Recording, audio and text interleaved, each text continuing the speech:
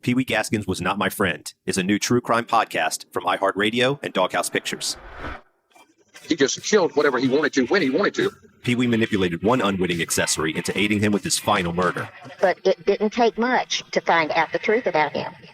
Listen and follow Pee Wee Gaskins Was Not My Friend on the iHeartRadio app, Apple Podcasts, or wherever you listen to podcasts. Forgotten is a production of iHeartMedia and Unusual Productions. Before we start, this podcast contains accounts which some listeners will find disturbing, but without them, the story can't be fully understood. Please take care while listening.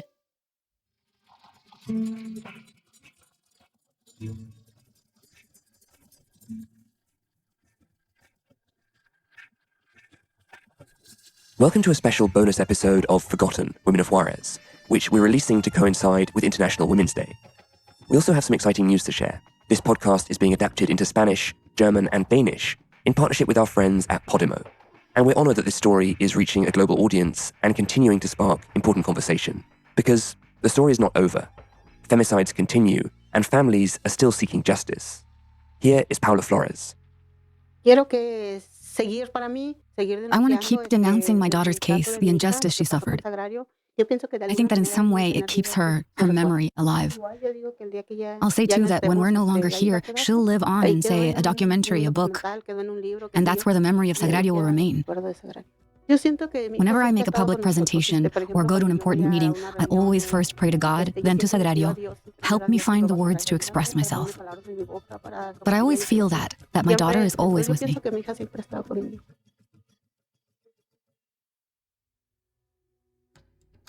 In this episode, we talk about memory and protest, and we have a conversation prompted by a question we received time and again from you, our audience. What can we do to help? I'm Os Veloce. And I'm Mónica Ortiz Uribe. This is Forgotten. The Women of Juárez. Voy a crear un canto para poder existir, para mover la tierra, los hombres y sobrevivir. Yo no nací sin causa, yo no nací sin fe. Mi corazón pega fuerte para gritar a los que no sienten, así perseguir a la felicidad. So, well, for a start, happy International Women's Day, Mónica. Thank you, Oz. It does feel like an appropriate moment for us to be talking again.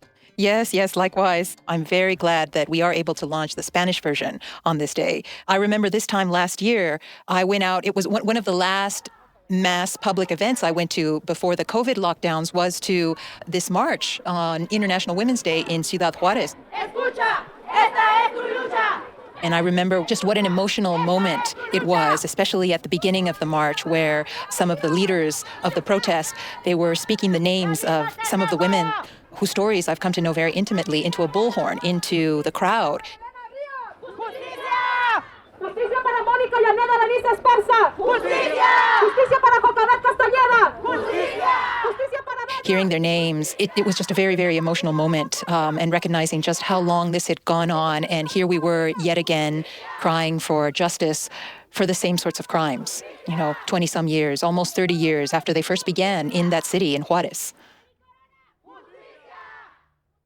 As sad as that moment was, I feel like that march you told me at the time kind of gave you a little bit of a boost of strength to carry on. Yes. I'm glad that you mentioned that, because my initial feelings and reaction to being at that march were sadness and grief. And then you see this younger generation of women who may not have even been born when the femicides first got noticed in Juárez. And they're energetic and they're angry. And so by the time we reached the final destination at the end of the march, I had a completely different feeling. I got a sense of empowerment there by the end of the march that each and every single one of us needs to keep going. I mean, I almost didn't come out here today. I decided about 45 minutes before the beginning of the march to come out. And I'm glad I did, because I see so many familiar faces that have seen this tragedy play out just like me. And they're out here. They're marching, they're fighting, they're protesting. What good does it do in the end? Ultimately, demonstrations like this bring women together, energize them, empower them. And those are skills and those are life-saving skills, potentially. When we come back, we talk about another journey, the journey of making this podcast.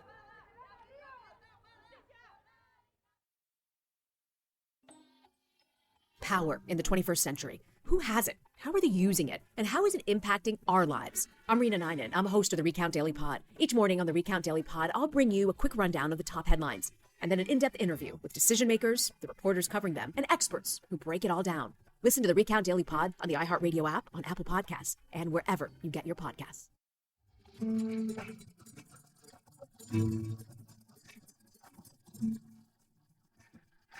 Thinking about that sense of beginning in one emotional state and ending in another and going through a process, that, funny enough, also reminds me of doing a podcast, very honestly. And, we talked in the first episode about your hesitation to join the project, but then the idea of having the opportunity to present the story over the course of almost 10 hours versus in 4-minute increments on NPR, kind of getting you to the yes column. And I'm curious as to, now with some months of distance, how you look back on the process, where we ended up and how did it all feel in the end? Well, the first word that comes to mind is cathartic. It's not often that a journalist gets to stop for any length of time, look back and reflect on a career.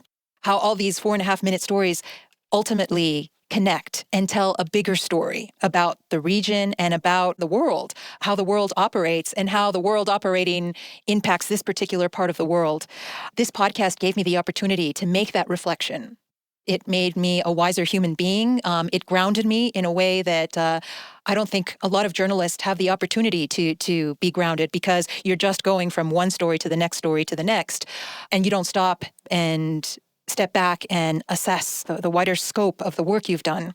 And why is that important? Well, it has a lot to do with feeling grounded as a professional and as a human being. Look back, where did you come from? And it helps you decide maybe where you want to go, what's most important to you in life. And it's not just about work, going on to the next assignment. That kind of reflection I consider a gift. And I wish that more journalists are given that opportunity. It's crucial, it's critical.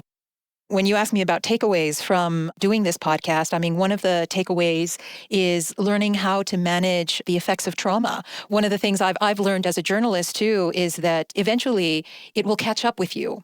And when it does, the last thing you should do is try to shove it down and ignore it. Rather, you've got to find a way to manage it. And one of those ways is to talk about it. And Paula told us a similar version of the same thing, that repeating her daughter's story was not only a way to keep her memory alive, but it was also a kind of therapy for her, and that she's taking this weight that she carries it and vocalizing it, putting it out off her shoulders and out into the world. And it also feels like an action, like a sort of activism, as long as it's continuing to denounce this injustice. One of the more gratifying experiences of the podcast for me was when you interviewed Paula's granddaughter in El Paso. Yeah. And she said, what did she say to you? Well, Paula's granddaughter is bilingual. She's fluent in both English and Spanish. And so she was just about the only one in the González Flores family who was able to listen to the English version of our podcast as it was coming out last year. And so, I somewhat nervously shared a link to the series so that she could listen. And I asked her, please tell me what you think. Don't hold back. One of the thoughts she shared was that she felt like she was getting to know her aunt, Sagrario, in a way she hadn't before, in a way that her family hadn't shared with her previously, and felt a connection to, felt like an intimacy with that she didn't have before. That alone to me was humbling and special. I knew about my aunt and I knew who she was, but I didn't actually feel like I knew her. And there was a point in the podcast where I was like, oh my God, she was a person, she was a living being, and just felt like she was real rather than just somebody that they told me about. Paula's granddaughter's reaction, saying that she felt like she knew her aunt better having listened to our podcast, that's essentially the mission statement of why we're doing this show in Spanish. Yes, it gets to the heart of why. From the very beginning, I was very adamant that we also do a Spanish adaptation of this podcast. Why? Because so many storytellers have come to Juárez, many of them from outside of Mexico, outside of Juárez, to tell the stories of these missing and murdered women. And oftentimes the final project isn't in Spanish. So it's not something that these families who made a huge emotional investment in the project can ultimately listen to and judge. So this is why it was very important to me that we give them that opportunity in this particular podcast, that we produce it in Spanish so that they could listen and judge for themselves. You told me when you were working with the host of the Spanish version, there was a moment where you had this almost moment of goosebumps or something. So I'm curious to hear about that. Yes. So we have a European podcasting company called Podimo that has graciously stepped up to do these trilingual adaptations of Forgotten. One of the hosts of the Spanish podcast, as I was reading up and trying to learn about who she was, to my surprise, I read that she was the editor of none other than Sergio González Rodríguez, who investigated the femicides in Juárez alongside Diana Washington Valdez. Wow. So she has a direct and intimate link to this story. She was there. She was editing Sergio's story, reporting from the cotton fields that we discussed in episode 4. Wow. He was in the cotton fields reporting alongside Diana Washington Valdez, and Rosana Fuentes Berain was his editor. And she's also the co-host of the Spanish adaptation of Forgotten. And yes, that absolutely gave me goosebumps when I learned of it. And who's our other host in Spanish? The other host is another badass female journalist. Her name is Sandra Romandia, and Sandra is an investigative journalist in Mexico who, like me, grew up near the U.S.-Mexico border, only she grew up on the south side in the state of Sonora. Mm-hmm. And Sandra, she's done tremendous things in her career, including writing a best-selling book on narcos in Mexico City. She's done phenomenal work exposing corruption, including a story that got some public housing officials fired after the 2017 earthquake in Mexico City. I also want to mention that the German and Danish versions have hosts who are no slouches either. In Denmark, the host is going to be Anne Kortsen, who is an award-winning journalist who is well known for her work on how misogyny affects politics in Denmark. And in Germany, there are two hosts, Dutzen Tekal and Leila Yanisa. Dutzen's reported on sexual violence perpetrated against Yazidi women by ISIS. And Leila has done a lot of work on violence against migrant women in Germany. So even the hosts who are working on this podcast, I think, demonstrate how this podcast is both very specific to a certain region, but also connects to this kind of global women's movement. Yes, universal. It's universal, sadly, the experience of women around the world. I'm glad that there are strong women behind these adaptations. One of the other big questions that kept coming was, what's happening now? Do the femicides continue? Yes. And you were obviously on the ground, and I'm wondering how you answer that question. Yes. Well, to be perfectly transparent, I have spent hardly any time in Juárez since the pandemic began. So I haven't been there on the ground myself to get a close-up sense of what is happening in Juárez. But I do keep up with news reports there and with colleagues who are working there. And what I can tell you is that Juárez right now is experiencing what appears to be yet another wave of drug violence, not unlike the wave we experienced 10 years ago, in which women were missing and later turned up in clandestine graves. Right now, there is a lot of drug violence happening in Juárez. It appears, again, to be a dispute between warring drug cartels. And 2020 closed with roughly 1,600 murders. And 182 of those murders were women. 10 of them were underage. Now, are the same serial sexual murders that we discuss in the series happening in Juárez? The truth is, I'm not entirely sure. What I do know is that I'm seeing reports of individual cases that have every indication that they are femicides. I've read reports of women being murdered in Juárez last year who turned up with their hands tied behind their backs, having been killed by strangulation, found wrapped in a blanket, tossed on a street, showing signs of torture and sexual assault. So femicide absolutely persists in Ciudad Juárez. It continues. And not only in Juárez, but throughout Mexico. There was a very intense article published early last year in Harper's Magazine looking at femicide in El Estado de Mexico, the state of Mexico, which is the state that surrounds the capital, Mexico City, and the rise of femicide there. In 2020, there were 940 femicides nationwide in Mexico. And so it very much continues to be a serious problem throughout the country and in Juárez as well. Which brings us to the next question, which is, what can we do? Yeah, what can we do? My goodness. It's a very, very complex question to answer. After our series concluded, a lot of people asked me, well, what companies should I be boycotting because they've got a factory in Juárez? Yeah. And my goodness, I wish it were that simple, but it's not. And the reason being is that, these companies make up the guts of things, components of things inside our car, in our washing machine, in our smartphone, and few have recognizable names. There's a few, of course, whose names that we recognize who have factories in Juárez: Boeing, General Electric, Johnson & Johnson. Foxconn has a plant in Juárez that makes Dell laptops. But the point is, it's very tough to boycott the things that they make. You can't exactly rip out the electric harness in your car, which very likely was assembled in Juárez. You can't easily boycott energy generated by wind turbines whose blades were made in Juárez. And you could choose not to use the Wi-Fi in the Dallas Cowboys Stadium, but that's not going to better the conditions for the workers who assemble the cables that make that Wi-Fi possible. So, this is why I say it's so complex. It's more about rejecting the economic systems that exploit people all around the world. And how do you do that? I mean, this has to do with larger policy decisions. And how do you influence that? Well, that is somewhat simple at the ballot box. Yeah. It's interesting. I have another podcast called Sleepwalkers, which is about technology and society and our interaction with technology. One of the most interesting insights that came out of that podcast is that big technology companies train us to think as consumers, not as citizens. And of course, if price and convenience are the two key drivers of decision making, we end up with very, very, very powerful corporations and a very weak democracy. In other words, sometimes we need to make harder choices, but it's not really fair to expect us to make those as individuals. One of the guests on Sleepwalkers was Yuval Noah Harari, who wrote a book called 21 Lessons for the 21st Century. And he said the most important thing you can do is to organize, is whether it's a group of 5 or 10 or 20 people, just get together, set a common cause, and begin to think about steps that you can take towards that cause. I couldn't agree more, Oz. I couldn't agree more. Yes, this collective activism. And that was one of the things that, regrettably, we didn't get into in the podcast series, are the stories, the countless stories of brave and committed activists who gave voice to the injustices happening in Ciudad Juárez.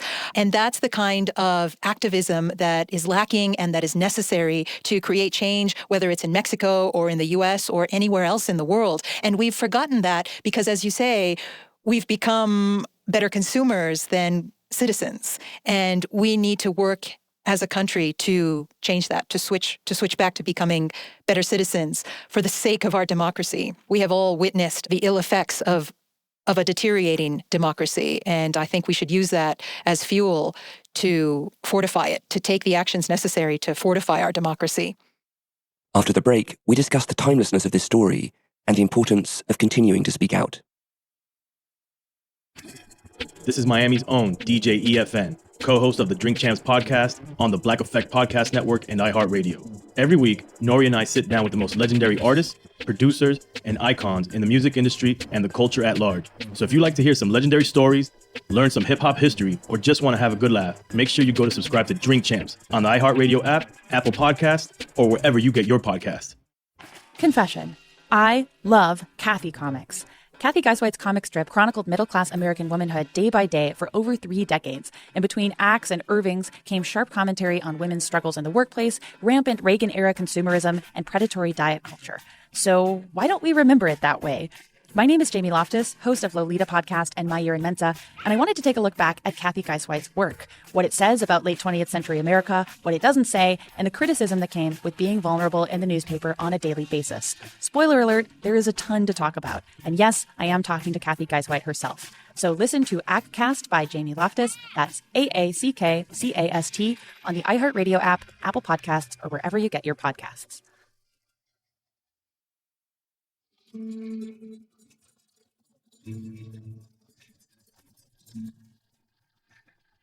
in terms of more specific things that people can do, yes, like where do we fall on that? Okay, yes, there are certainly more practical things that we can do, and a few of those on my list, first and foremost is to stop consuming illegal drugs from Mexico. There's no two ways about it. If you purchase drugs from Mexico, or if you purchase drugs and you don't know where the hell they're coming from, you have blood on your hands.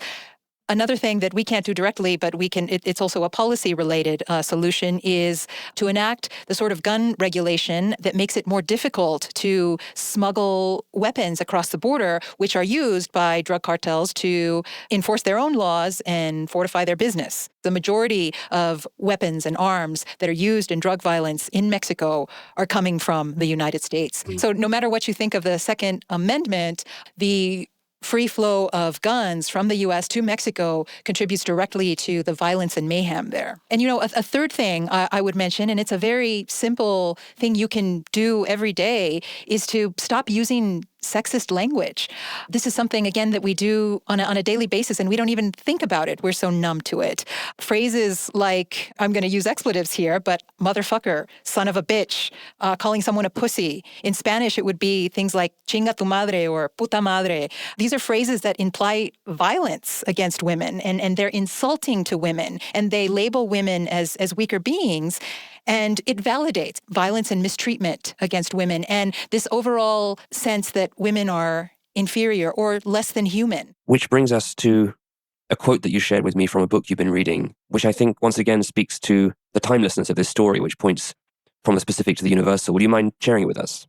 Yeah, so I want to share that after we finished the series, I felt compelled to pick up a book by a writer named Nina McLaughlin. And the book is called Wake Siren, Ovid Resung. And it's a retelling of Ovid's metamorphoses from the voices of the women in those stories, many of whom were the victims of violence. And as I'm reading these tales, all I could think of was, my God, these tales are 2,000 years old, and this has been happening since the beginning of time. And it wasn't just the violence against women that struck me, but it was the power imbalance between the gods and the mortals. Because the gods were just as fallible as humans, but their power goes unchecked. And therein lies the problem back then, and therein lies the problem today. Right. Another thing that struck me about this book was during one of our interviews, Paula told me that she looks up at the night sky and sees her daughter in the stars. And she believes that all of the murdered women have become constellations. And of course, in Metamorphoses, there's the story of Callisto, who's raped by a god, and she and her son become two constellations in the sky, the Big Bear and the Little Bear. And Paula remembers learning about this constellation as a kid in school. So that connection was somewhat eerie and moving at the same time. I've always associated the stars with my daughter. I've always said that my daughter is one of those stars that's always shining brightly. You know how we look up at constellations like the Great Bear and the Lesser Bear? Those we learned about in school? I still look for them. And I think that all the girls who have been murdered are connected to the stars. That one of those stars could be my daughter. Toward the end of Nina's book, she retells another story, the story of the Sirens. And you'll remember that these are the women who supposedly lure men to their deaths with their irresistible song. And they're portrayed as these monsters. But what's less known is that originally the Sirens were three young women who were searching for their missing friend, a young goddess who was kidnapped and raped by the king of the underworld. And these girls, one day, they were out picking flowers and singing in the meadow when their friend was snatched away. And in Nina's version, the Sirens continued to sing after the loss of their friend. And so she writes this in the voice of the Sirens. She writes, "Do our harmonies haunt and vise the mind, pressing out all sense? Do men sometimes leap from their boats and try to swim to where our voices are? Oh, sister, yes, they do. Is it our fault or our intention? Oh, sister, it is not. We sing a song of consequence. We sing a song of cost. They know it so and call us monsters." Then she continues a few lines later. "Now sing, oh sister, sing and sing and sing. We'll join our voices in the chorus, and the sound will rise like bells, like wind, like strings, like prayer, the song that's yours to sing. Louder, louder, you'll see. And if the song doesn't land and light the dark, sister, keep singing. Your song, holy, consequential, true."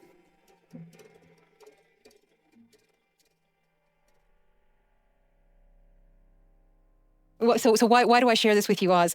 I guess at the beginning of the series, I didn't think that I could sing this song again, sing the story of this song again. And in fact, I still have my doubts. I doubt it all the time, whether I can continue singing this song that's been sung for thousands of years now, since the beginning of time. it's exhausting for all of us. But reading this passage in Nina's book reminds me that absolutely we must continue singing. We must continue denouncing the injustice. Yep. And as Nina writes, it's a song that's holy. It's a song that's consequential. And it's a song that's true. Mm. So beautifully put, Mónica, and it puts me back in mind of that International Women's Day march that you attended this time last year. Yes. That's precisely the feeling I had at the end of the march, and it's precisely the feeling that I had after reading Nina's book. And it's something that we need a constant reminder of. We need to keep singing. We need to keep denouncing. We need to keep finding the sources of fuel to continue to do so.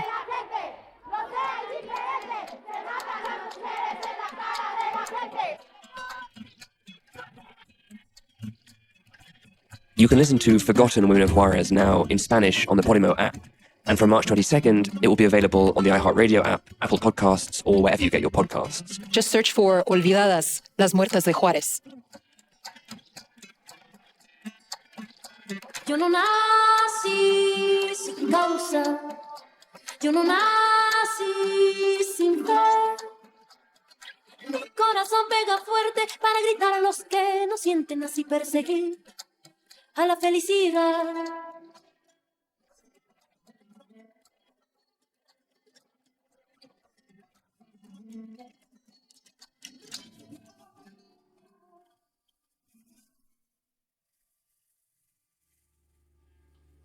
Forgotten, The Women of Juárez is co-hosted by me, Mónica Ortiz Uribe. And me, Oz Voloshin. Forgotten is executive produced by me and Mangesh Hatikada. This episode was mixed by Jessica Kranchich. The production coordinator is Lindsay Hoffman, and the supervising producer, Julian Weller. Special thanks to Eva Lexgar of Podimo and Carrie Lieberman of iHeart for the passion and commitment to making these multi-language adaptations possible.